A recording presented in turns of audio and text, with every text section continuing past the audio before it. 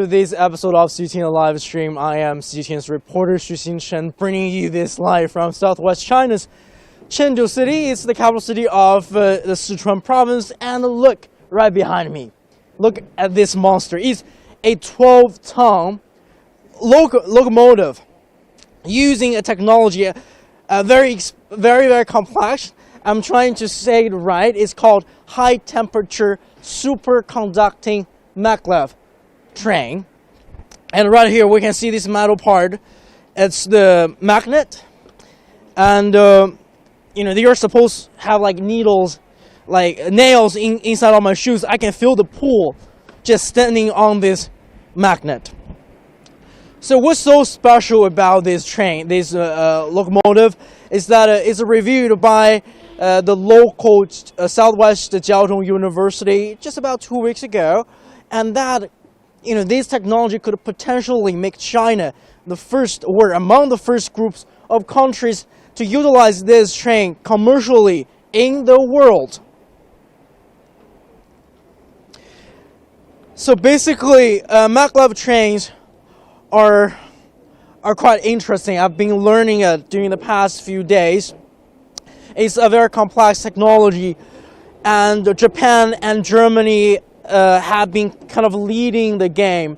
However, right now, China is also ramping up its effort and trying to, catch up in the game. And of course, China has the longest, high-speed rail system, according to the local railway operators.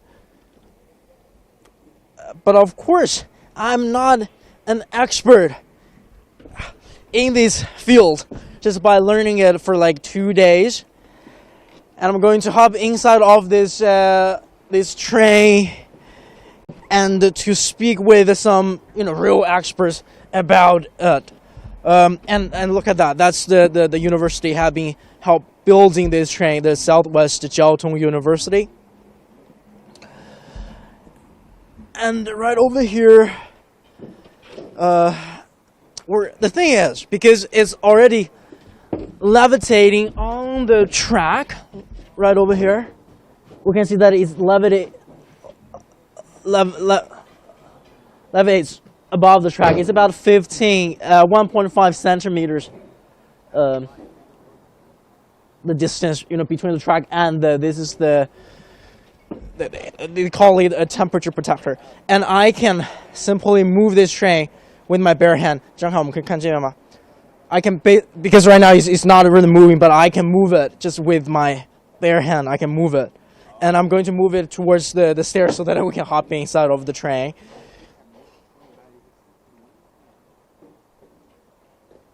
Ooh.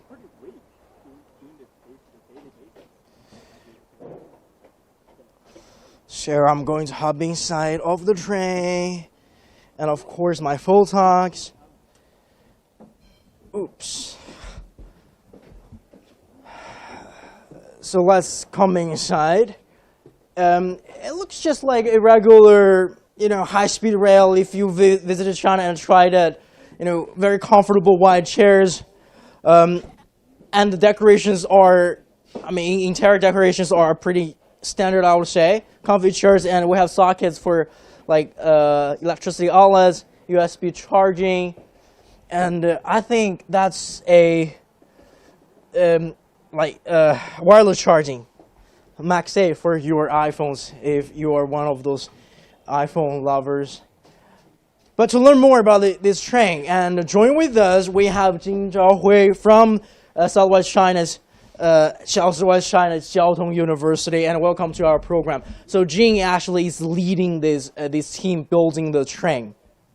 So let's tell us a little bit about this train and about the effectiveness and speciality of the technology. 就我们现在用的这个超导的磁悬浮的，它这个技术特点有哪些呢？它的特点吧，就是它是利用那个钉扎效应，钉扎效应自悬浮。浮起来自稳定，它是主要是这个问题。高温超导的钉扎效应，利用它把它车浮起来。钉扎怎么理解这个钉扎现象？钉扎就是一个超导体稳定的浮在一个永磁体上面，左右不动，前后可以动。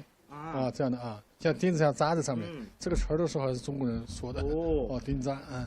So basically, I just asked Mr. Jing about the technology and why it's so special and what's the core components of this technology. And Jing told me that they are using the properties of the magnetics, and so basically the train is like a nail, like nailed on top of the track. It can move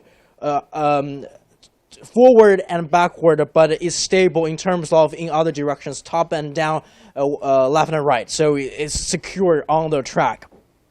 那我们讲到全世界哪些除了我们，还有其他的国家或者其他团队正在研究这个项目吗？全世界的大家实际上是个热点，都在研究，很多个国家都有，比如日本就有，日本好像巴西好像也干过，巴西、美国有，美国也有，这个我们中国，在这个高温超导这个块材这边，我们研究的多一点，德国在做，德国也有啊。So I just asked Mr. Jing about like in addition to China, what are some other like competitors or counterparts or like friends and foes and are have been researching on this technology. And Mr. Jing told me that Germany and Japan as well as America are also doing similar research into the high temperature superconducting maglev technologies to really drive locomotives and trains, and also Brazil. So we have a screen right here. What can you show us about this screen? 就是我们现在看到一个大屏幕嘛，这个屏幕是个什么东西呢？这个屏幕是我们对这个车的监控系统，这个是马先生带领一个软件小组，西南交通大学双人湾的交通 University 一个软件小组开发的。我们对这个车的整个的控制系统，它的电力、它的运行都用这个车集中控制啊。So look right here. So basically, this is the interface for controlling. It's an operating system for the train. So it controls its like electricity, its power, and etc. 那我们这边这些数据是怎么来理解？现在有悬浮高度、列车速度，当前位置，你看山海关到唐山，从起始站到那个终点站，1896是西南交通大学建立的年。从在山海关成立，然后后来到了唐山交通大学。唐山交通大学是个有名的大学啊。然后它下面列车的状态，还有电机，因为这个它还有别的，它电力控制系统也可以看到。它电力怎么的？这个样车线。好，我先简单的翻译一下啊。So what we can see here, they have the information, basic information for the locomotive, the train. Like it's like 10 millimeters above the track. That's the levitation height.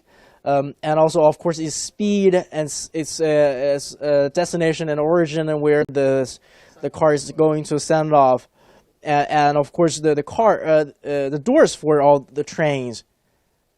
But for the electricity, how can they control the electricity? 在这里看到它这个界面控制一下。好，这个显示屏马上你移过来。不控制它，看你那个电力监控画面是不是？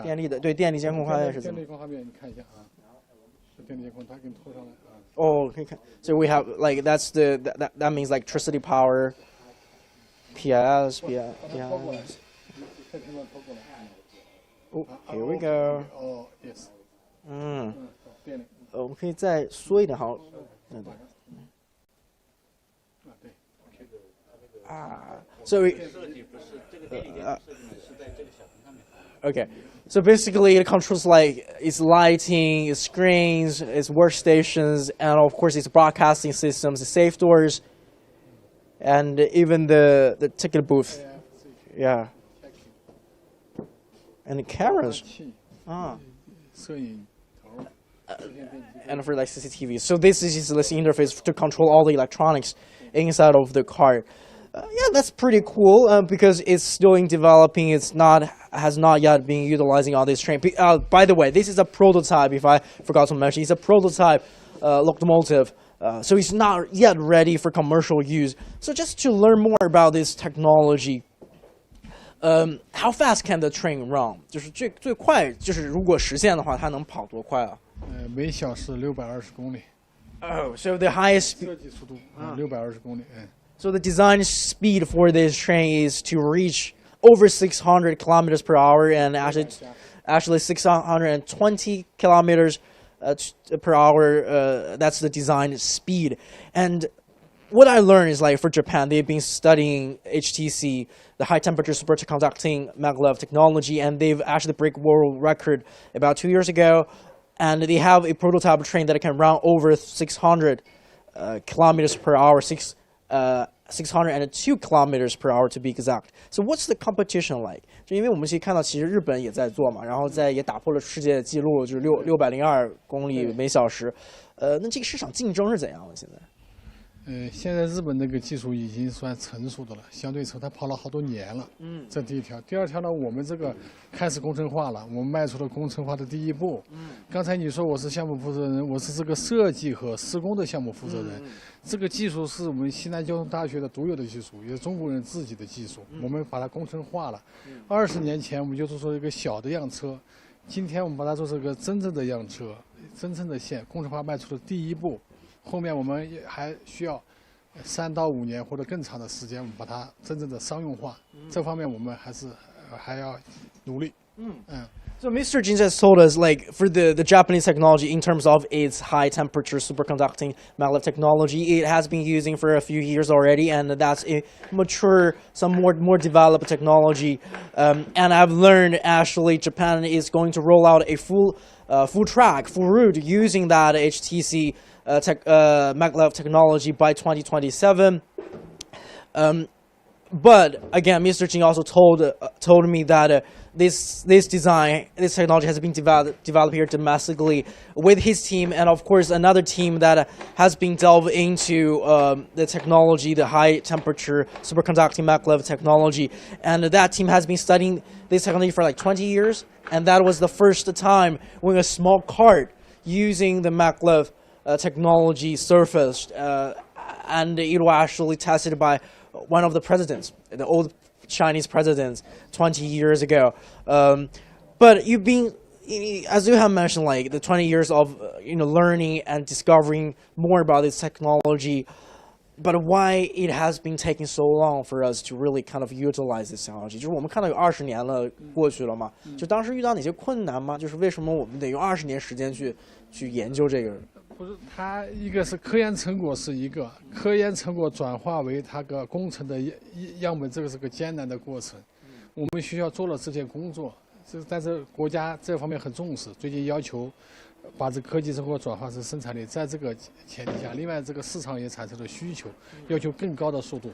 当时我们350公里已经是很高的速度，我们轮轨关系有 railway。那是 OK 的。那么现在我们要求更高速度的时候，我们就要用这个技术了。外部条件和内部条件都成熟了，我们就把它发掘出来。更重要的是，它的载重量从每米翻了7、8倍，比原来要大幅提高，达到了商用条件。我们就是我们学校，我们西南交通大学的科研团队已经研发出来的基础原理已经达到商用条件的情况下，我们把它做了个工程的转化。我们做的这一点。您说的350公里每小时，千米每小时是那个我们高铁对吧？高铁就轮轨关系的那个，当时用那个方法是能够解决这个问题的。那么现在更高的速度，400公里以上，400到600公里，我们认为超导或者磁悬浮更适合。所以这个时候有个需求来了。另外，我们这么多年的研究也积累到了可以商用化的程度了，所以我们开始做了工程化了，而且实现了。So Mr. Jing told me that industrialization of any kind of research, from university can be very challenging and difficult at sometimes.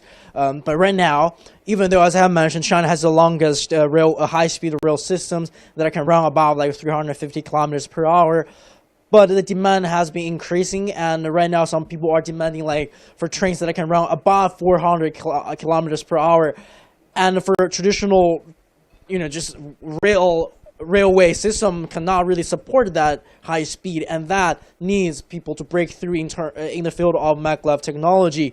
And again, for Jiaotong University, and 20 years ago, they've been using this technology in a very small cart, but now they've been achieved that they can actually make the technology to a wider, bigger train like this, that can take more people, and that can actually succeed in terms of like in commercial use. Once again, as I have mentioned at the beginning of the live, this locomotive, it's just one section of the train, weighs 12 tons. 是12吨重，对吧？这个，that's 12 tons of weight.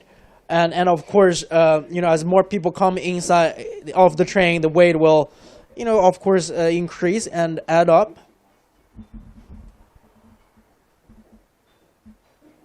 So if you have any questions, you can ask us on Weibo or Facebook, of course.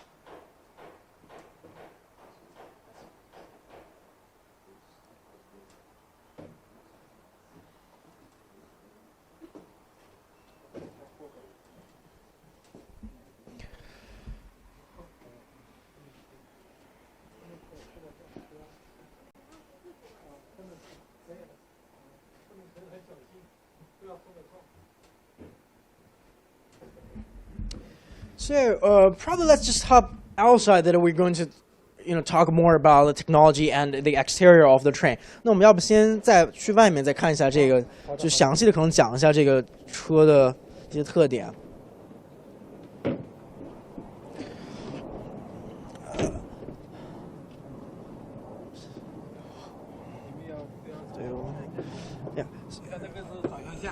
啊。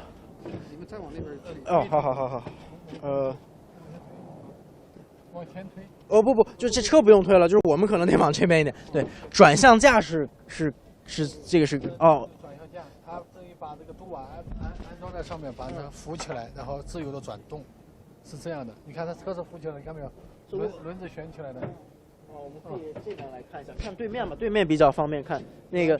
So they have like a high hydraulic lifter so that as to secure the train while it levitates on the train on the track. But right now you can see it's not on the ground, the wheels. 那个轮子那个可以看一下，我们是浮起来的。那个看到。So it's not really touching the ground; it's levitating above the track, which is made from magnet. 然后这个空间是15毫米。现在是12毫米。现在是12毫米啊。左右，为什么是这个高度？它是和重量和渡瓦之间有个关系。就那个悬浮器之间有一个关系的。那个悬浮多装几个，它就浮得高一点。现在因为试验样车没装那么多最后能达到15毫米。或者更高。So what we can see, I really confirmed with Mr. Jing that the levitation height right now is actually 12 millimeters. But when they install more of those reactors on the train, it can achieve the 15 millimeters, or even about more than that height. 但为什么是这个数字啊？就比如说，如果是30毫米呢，它是对车的速度有影响吗？还是怎么？因为它那个电机对它驱动的有一个距离要求，太高了也不合适悬浮太高了也不合适。另外，它悬浮的重量和它车的重量是有关系的，达到一定的重量以后就可以商用。比如说每米2吨，那么就可以载客了。现在我们可以做到每米3吨左右，那么已经够了。这样的话，它的重量和这个才是个平衡，就是2毫米，和这悬浮力才是个平衡，就是2毫米，就不是2毫米，叫15毫米合适的。So I just asked Miss Jane like why 15 millimeters or 12 millimeters right now. It's a very complex math, to be honest, and it's very hard to translate. But anyways, so that's basically the balance. That's the magic number that can actually make the train to be used commercially and to take more people to actually running on the tracks and to transport people in and out. 但我们可以看那个电机其实是底下那个线，对吧？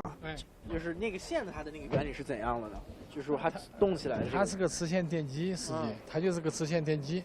转向架下安的有动子下面装的是定子，它就下面有电流的时候，它就像磁线电机就是个电机就动起来了驱动起来了So we can look over there, the orange, yellowish quartz.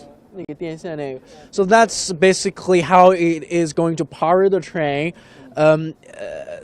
Use the technology of like using a superconductors in the train, even though it doesn't really have a power system, but then it has all the atoms and reactors installed. 是在底下对吧？是那个电机，就是那个壳子还是？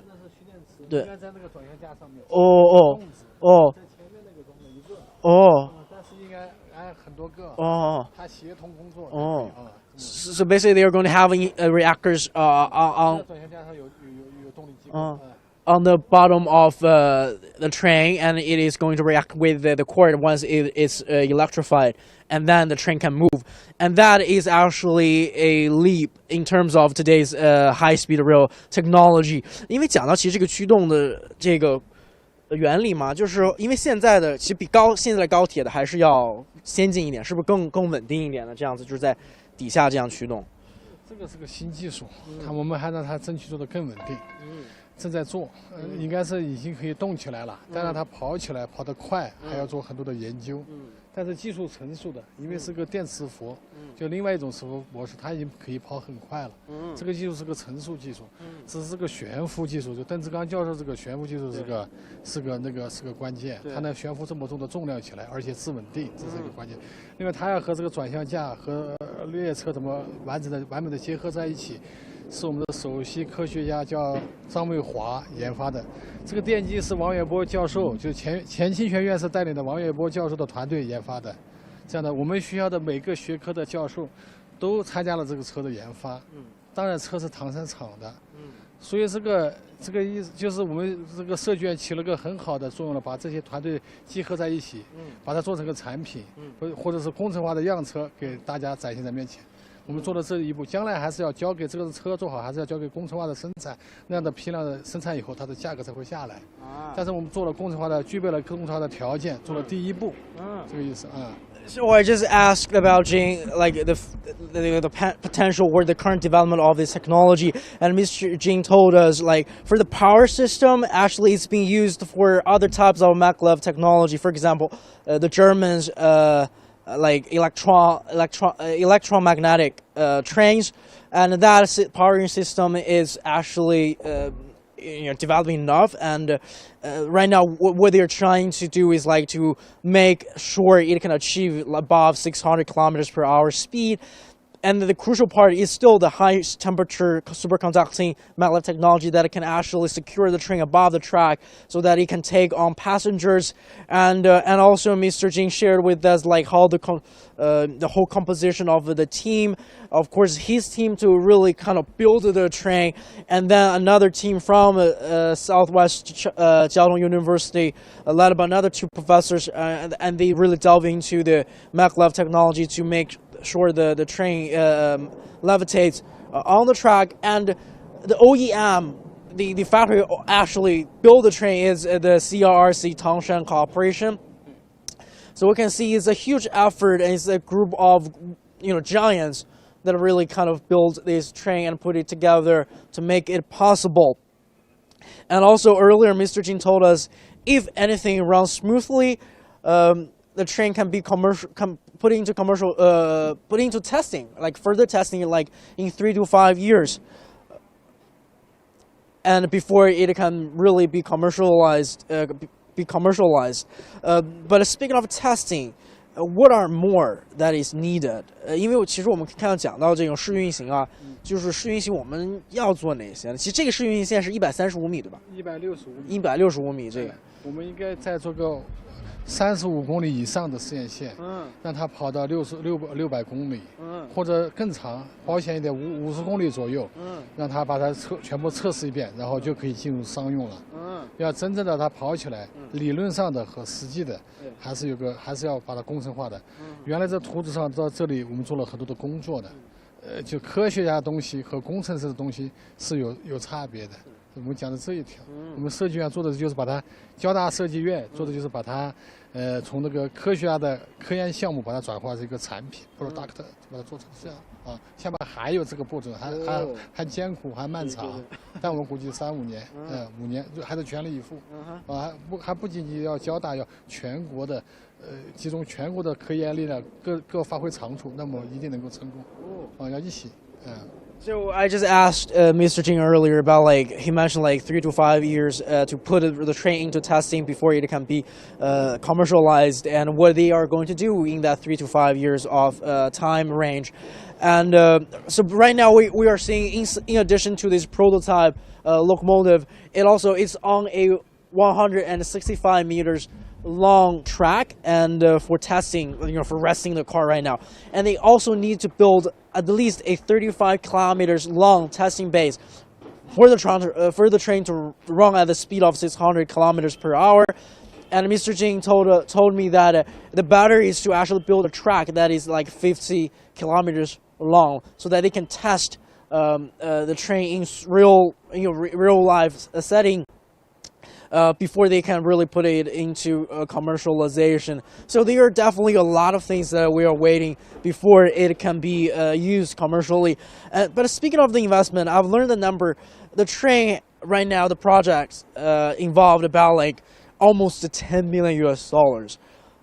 But just to put this into real life situation, to replace it with the current high-speed rail system, how much more money do you need, or do the companies need to really use this this technology？ 就是因为讲，其实我们现在有将近1000万美金的投资嘛，在做这个科研里面。但如果真的要去商业化的话，这个成本大概是怎样？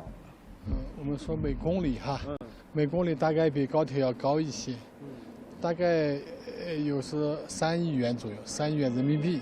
每公里3亿元。每公里大概2.5到3亿元。因为随着它大批量生产还会降低。但是我们更注意的，它是全寿命周期它的价格会低，因为它这个是悬浮的，没有摩擦的，损耗件比较小。这个要安全一些，更好一些，我认为啊。So Mr. Xinchen told me the estimated cost for 1 kilometer to use this technology will be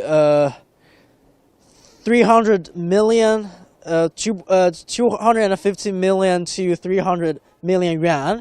And I'm doing the math in my head, and it's very hard right now. It's about like 30 million US dollars. 2-3千万美金，大概2-3千万，3000，一个是1比6的嘛，对，1比6，对，4000万到5000万之间。So the estimated cost to use, like for each kilometer, it will cost about like 40 to 50 million US dollars. So that's pretty expensive. It's a little bit more expensive than the current high-speed rail system. But also, Mr. Jing told me that the life cycle for the train can be a little bit longer than the current high-speed rail system, and that can actually help save with the cost. 因为你讲这个全周期寿命啊，就是它哪些对全寿命周期，就是它哪些要比现在的这种高铁技术要更就是寿命更长了。你看那个现在的高铁是轮轨关系的，轮子要磨损，上面有个接触网，接触网要磨损，那么这两个都没有，这个就不用维护了，是吧？这个简单多了。另外它的动力全部在地面上，车上没动力，也大大的减轻了它维护周期了。这个齿轨是可以用很长时间的，我们知道，这个电机可以定期维护就可以了。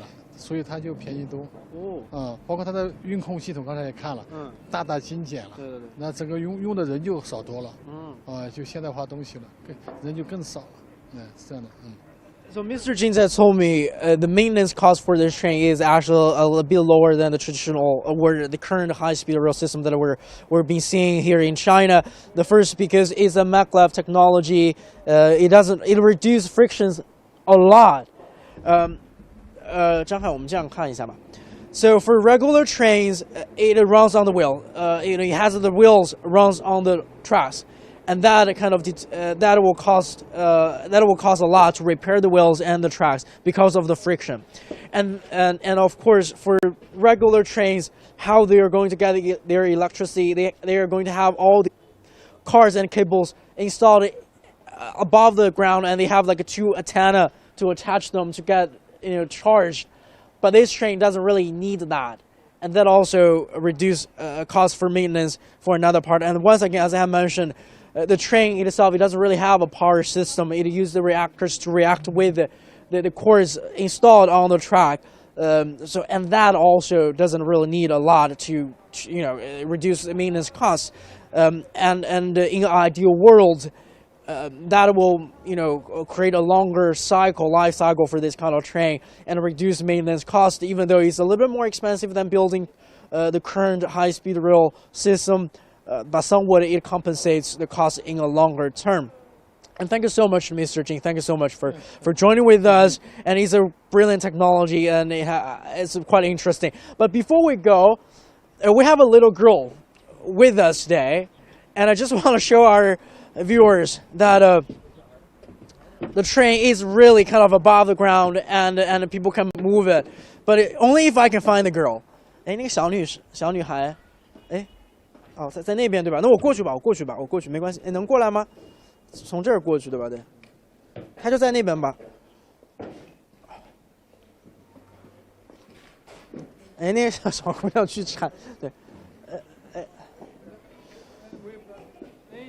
哎，过来，小姑娘过来一下。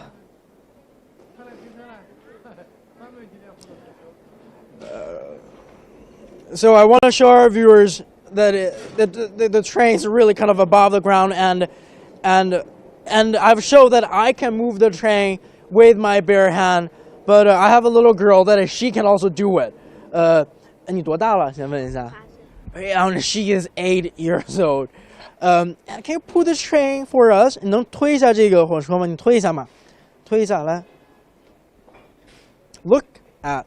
I mean, it's thinking about it, it's a 12-ton. It's a 12-ton locomotive, and we have an 8-year-old girl, and she's pushing the train with her bare hand. And I think that proves a lot of things about this technology, how it really kind of above the tracks and it levitates on the tracks. And that's just really interesting. And thanks for all the viewers from home and abroad here within China or around the world. And thanks for tuning with us for this episode. I've learned a lot, to be honest, over the past 2 days documenting this train's development. And I hope that you learn something. And of course, I hope that one day that we can use this train in real life. For example, right now we are in Chengdu in southwest China. And currently, if we want to go to Shanghai in the east coast, we need to fly for 3 hours. But if we have this kind of train, we can just be on the ground in 2.5 hours and we can reach Shanghai. And this technology is also very suitable to use in a vacuum tube. Some people probably have been following Elon Musk's ambition to create this so-called futuristic capsule transportation, and that really needs this kind of technology, the high-speed superconducting maglev technology, to enable it to run over almost 1,000 kilometers per hour in a vacuum tube. So thanks for watching, and hope stay tuned with CGTN, and we're going to bring you more similar things like this happening right here in China. Thanks for watching.